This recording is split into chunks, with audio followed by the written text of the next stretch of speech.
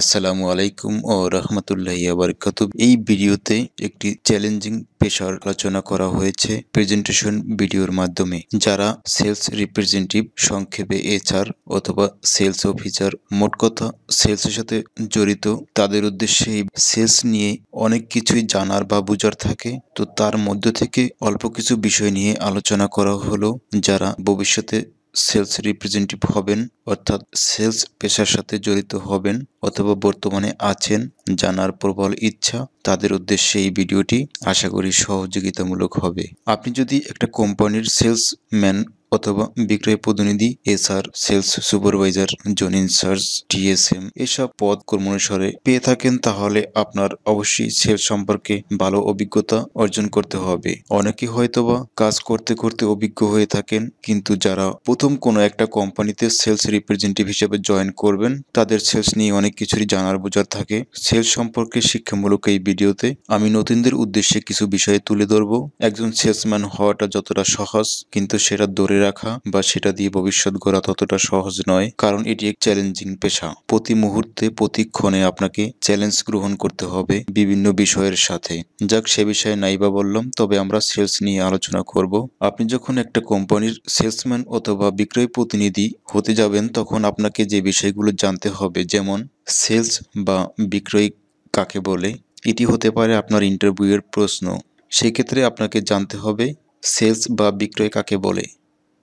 বিক্রয় বলতে আমরা দুটি পার্টি বা পক্ষ বুঝি, ক্রেতা ও বিক্রেতা, যেখানে অর্থের বিনিময়ে পণ্য বা সেবা এক পক্ষ অন্য পক্ষকে বুঝিয়ে দেয় বা দুটি পক্ষের মধ্যে দেয়া নেওয়া হয়। সবকিছুর মূল উদ্দেশ্য হবে মুনাফা অর্জন।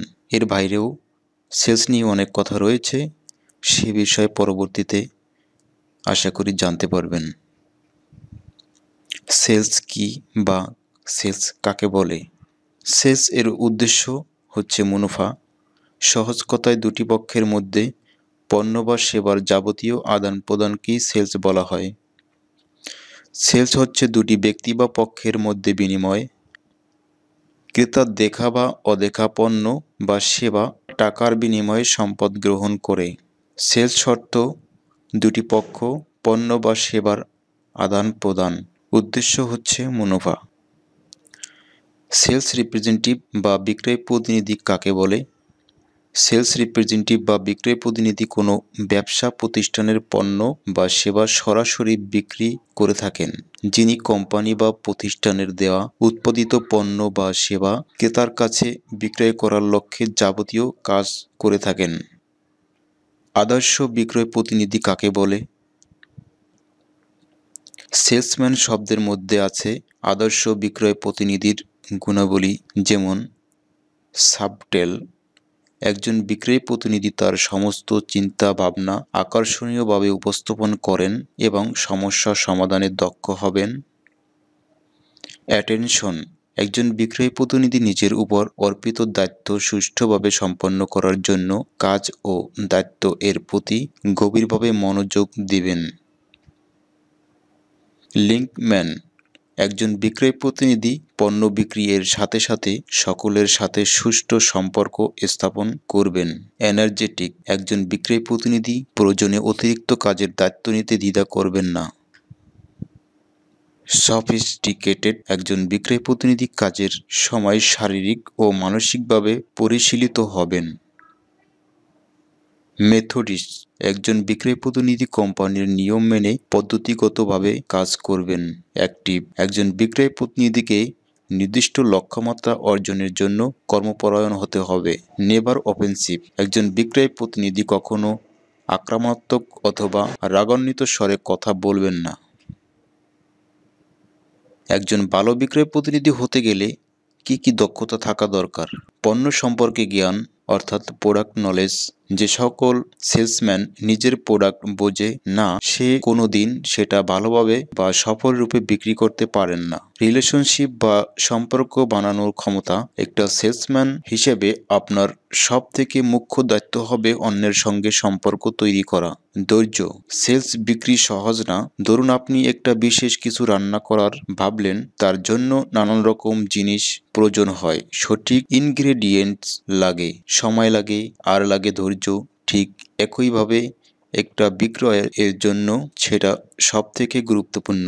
সক্রিয় শ্রবণ। একটা সেলস অধিকারী নিজের চোখ কান সর্বদা খুলে রাখতে হয়। কানে শোনা আর মন দিয়ে শোনার মধ্যে পার্থক্য আছে কিন্তু। ইংরেজিতে লিসেনিং পাওয়ারকে যেমন হেয়ারিং পাওয়ারের চেয়ে আলাদা করা হয়, তেমন সবার হেয়ারিং পাওয়ার আছে, কম লোকের লিসেনিং পাওয়ার আছে, যা খুবই গুরুত্বপূর্ণ।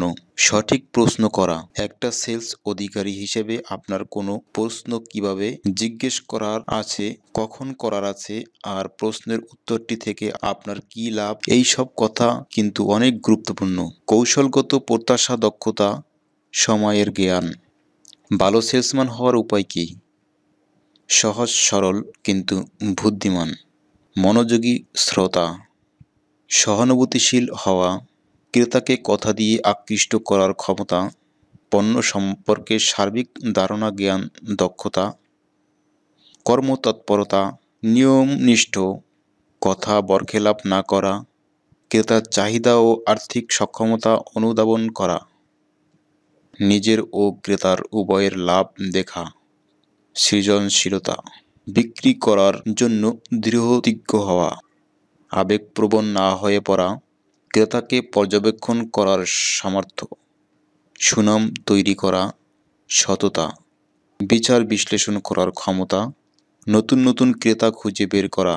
সঠিক পরিকল্পনা করা। নতুন কিছু শেখার মানসিকতা। নিজস্ব ব্যতিক্রম ব্যক্তিত্ব তৈরির চেষ্টা করা। সময় সম্পর্কে সচেতন থাকা। একজন আদর্শ বিক্রয় কর্মীর গুণাবলী। পণ্যের কৌশলগত অবস্থান সম্পর্কে স্পষ্ট ধারণা। পণ্যের জীবনচক্র সম্পর্কে স্পষ্ট ধারণা। পণ্যের বৈশিষ্ট্য ও সুবিধা সম্পর্কে ধারণা। পণ্যের ইতিহাস সম্পর্কে ধারণা। পণ্যের উৎপাদন পদ্ধতি সম্পর্কে ধারণা। পণ্যের ত্রুটি বা সীমাবদ্ধতা সম্পর্কে ধারণা। প্রতিযোগী পণ্যের সম্পর্কে ধারণা। সম্ভাব্য ক্রেতার তালিকা হাতে পাওয়া। সম্ভাব্য ক্রেতার সরবরাহকারীর তালিকা হাতে পাওয়া। সম্ভাব্য ক্রেতার ক্রয় স্বভাব ও শর্তাবলী জানা। সম্ভাব্য ক্রেতার প্রভাবকারী উপাদান সম্পর্কে জ্ঞান লাভ করা। সম্ভাব্য ক্রেতা আপনার পণ্য সম্পর্কে কী প্রকারের বিরূপ ধারণা হতে পারে সে সম্পর্কে জ্ঞান লাভ করা। অর্ডার ফর্ম ও পণ্যের স্যাম্পল সঙ্গে রাখা।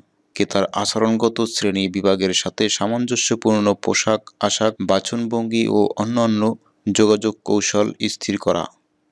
বিক্রয়োত্তর সেবার কী কী নিশ্চয়তা আপনার প্রতিষ্ঠান দিতে সক্ষম এবং কী সেবা দেশের অন্যত্র পাওয়া যায় সে সম্পর্কে পরিষ্কার জ্ঞান। আপনার পরিচিতিপত্র। ক্রেতাকে পণ্য ক্রয়ে উদ্বুদ্ধ করার কৌশলসমূহ। সেলসম্যান এর নিজস্ব ব্যক্তিত্ব উপস্থাপন। পণ্যের মূল্য সম্পর্কে নিশ্চিতকরণ। বিক্রয়োত্তর সেবার প্রতিশ্রুতি প্রদান। এই বিশ্বাস তৈরি করা যে ক্রেতা ও বিক্রেতা দুজনেই লাভবান হবেন। পণ্যটি পরীক্ষা করার সুযোগ দেওয়া। ক্রেতার প্রতি শ্রদ্ধা বা প্রদর্শন করা। মূল্য পণ্যের সাথে বিক্রয় পণ্য প্রদান। পণ্য ক্রয়ের ছাড় কমিশন প্রদান করা। শুভেচ্ছা জ্ঞাপন করা। সেলস বৃদ্ধির কৌশল। প্রতিযোগী পণ্য ও বিক্রয়কারীদের সম্পর্কে খোঁজখবর রাখা বা তথ্য সংগ্রহ করা। পণ্য সাজিয়ে দেওয়া। পণ্য বিক্রয়কে চ্যালেঞ্জ হিসাবে গ্রহণ করা। ভবিষ্যৎ দেখতে পারার ক্ষমতা ও কল্পনাপ্রবণ হওয়া। একটি ভালো ভাবমূর্তি তৈরি করা। কথা ও আচরণে যুক্তি দিয়ে কথা বলা। নির্দিষ্ট সময়ে এসে বিক্রয় উপস্থাপনার সমাপ্তি টানা। ক্রেতার মনোযোগ আকর্ষণ করা।